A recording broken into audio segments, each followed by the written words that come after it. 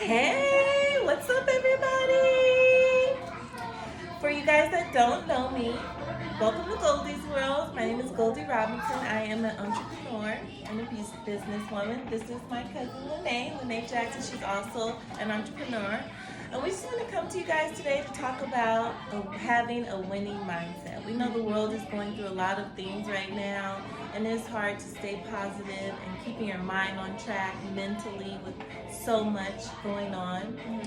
So we just want to speak to all the women out there today and everyone in general. Yes, I agree. So what is the first thing that you think that you should be doing to maintain a winning mindset? And how do you even get to having a mindset where you just always constantly feel like a boss bitch? Do you feel like we always feel like a boss bitch? Or I mean, there is going to be times, don't get me wrong, where you don't feel like you're on top of your A game, where you're not a boss bitch. But we want to change that to where you never feel that way again. We want to work on, first you have to work on yourself. It all starts with yourself. It all starts with you. That's what I've learned this year. And making time for yourself. Simple little things as far as making time for yourself, whether it's doing a couple things that you like to do just for you by yourself, whether it's reading a book, taking a walk, exercising, going on a date, having a drink, watching a movie, whatever that is, take time for you. So something that I like to do is I make sure that I maintain like sacred good spaces in my entire place that I'm living. So like my entire apartment, I can always go to any part of my room or my kitchen and always find something that is going to bring me joy.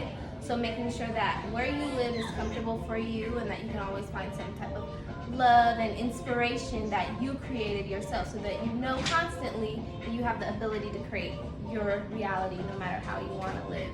Yeah, get rid of the clutter. Clutter causes cluttered mind. You know, it just really messes up everything your whole day. If you can just practice getting organized, nobody's perfect at it, you know, but just one day at a time. Try not to be so hard on yourself. Don't beat yourself up every day about every little thing. Baby steps. It all starts with baby steps. So one thing at a time. Just focus on one thing at a time and getting yourself back right. And then you can, once you feel better, you can start making moves. And then I also learned this year that you can't just focus on one thing at a time. Like, I am just going to focus on exercising first, get that down packed, and then move on to the next thing. We live in a world that is actually moving fast paced, so it's important that you learn to multitask and do everything at the same time. You have to learn to multitask your job, your family, your career, your life, your exercising, everything. Unfortunately, we don't have time to work on things one thing at a time. You just have to accept it and just do the best you can do and pat yourself on the back with that. Yes. I like what you said about baby steps, because I like to always remind myself that we need to treat ourselves like we're kids, kind of, in a way. We have to parent ourselves and pat ourselves on the back when we're doing something and say like, okay, I'm going to work on these few things today. If they don't get done, you know, we'll move that to tomorrow. You can't beat yourself up, because it's like, who else is your cheerleader? Who else is your biggest cheerleader if it's not you? So maintain like a good schedule and good order in your life, but also know that we're still all learning. We're still all trying to go with what life is throwing at us. So baby steps are important, and multitasking and just staying consistent with yourself. Yeah, and consistency is another struggle, you know, to deal with, but like I said, like we both said, baby steps, work on being consistent at one thing and then go on to the next. But you still gotta multitask. You gotta, you know, read your book, exercise 15 minutes a day, cook for the kids, make sure you squeeze in homework time. You cannot leave anything out, and it is hard. It's hard for you guys that have multiple children. I salute you.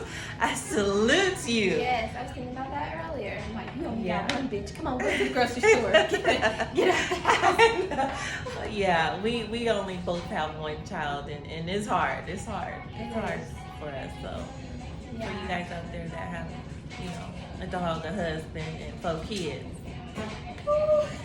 God bless your heart. Yeah. Keep patting yourself on the back. Keep doing the stuff that you love to do and that you know is important to you. Make your life beautiful in any way that you can. Because if you can't do it, you can't like be looking to everyone else to do it for you. We have to be, it's like in a way we have to be everything for ourselves. Yeah, learn to spend some, I never knew this before either. I've been learning a lot this year, y'all. Learn to spend some time with yourself.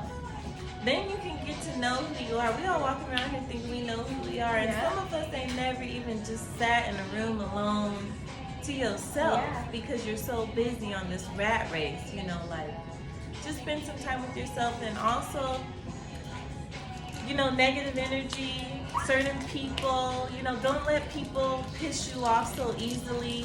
Don't let things people do or say upset you. You have to learn to control, you know, for those of you that are grown, you know, late 20s, early 30s and up, you have to learn to control your anger or what you decide to get upset about. Because a lot of us get so upset over things that are so petty, 24/7, just mad. And it's not worth the energy or the time because it's not filling your fire. Yeah, I feel like a lot of that comes from having expectations of other people. Like, oh, she said she was gonna do this, she ain't here. He said he's supposed to do this, he didn't text me back, my kids aren't like this. And it's like, once you cultivate some like sort of okayness within you and trust within your own self, you don't really, what other people do, it might be a little irritating, but it's not going to fuck your whole day up or set you back. Or, you know, you have to learn to hold yourself accountable and know who you're allowing in your circle, who you're dealing with, so that you're not constantly upset and irritated by what other people are doing or saying or not doing in your life. I had to look at myself and be like, who am I holding these expectations for when I most of the time can't even expect myself to be, I'm consistent in a way, but then I'm also very fluid. Like I go with the flow of life and I go with my emotions. One day I might be feeling one way, the next day I'm the next. That goes with not beating yourself up, but not having expectations, these high-ass expectations for other people that we most of the time can't hold ourselves accountable to in the same way. Yeah, I agree. So yeah, just make from now on about you first. You cannot help take care of anybody else until you take care of you first. It is extremely important, especially as a woman, because women, we tend to, you know, want to care for everybody and help everybody out and fix everybody's problems, and we can do that. That's what's great about us, but we tend to lose ourselves, which is the worst part about it. And we don't want, you know, to make that a continuing habit, especially as we're aging. Like when you're on the airplane, they say put your oxygen mask on first, because you can't save everybody else if you can't breathe. Yeah. So make sure that you're always good, make sure that you're happy and you're content, and then start pouring things into other people's cups. Because if yours is empty, which I feel like I've been tapped out, I'm like trying to pour from an empty cup, like I ain't got no more. Yours is empty, you can't give and you can't be thriving because you've drained and depleted yourself trying to be everything for everybody else. Yeah, you can't be your best and your fullest potential you can't, with, you know, everybody draining you and you're not spending the time you need to spend on yourself or putting yourself first, you know. And just demand and have high standards, and you know, you have control over your life. You're in control over your life. You say what, you say when, you say who, and you need to remember that all times. You cannot be a boss bitch when you over here, you know, dummying down to people. I'm not even gonna say, you know, like anybody specific, just to people. And it could be your kids. Your kids could be punking you like a mug. That shit has got to stop. For everybody in your life. You gotta show up, and you can't be mad like, oh yes, so and so always coming here talking about this or this and that. No, you have to hold yourself accountable. Like, why do I allow people in my life to treat me this way? Am I afraid to speak up for myself? Am I afraid to say no? Am I afraid? Do I not know my limits? As adults, we have to ask ourselves those hard questions. We can't think that we just know everything. Like, oh, ain't nobody gonna punk me, because people be out here. Or everybody's supposed to know what you're thinking. You can't expect everybody to be like, oh, he know I'm mad because, you know. He's supposed to know. Like, nigga, no. Don't nobody know what you thinking. Don't nobody know what you're going through. Nobody. So don't be tripping off the small and petty. Focus on you, love you, do you, but you cannot, live your fullest. Be the full you to your fullest potential and give the best you without taking care of you. Yep. So that's all we got for today, guys. It was nice talking to you. Thank you for listening. Thank you for being here for us, and we are always here for you. Everybody stay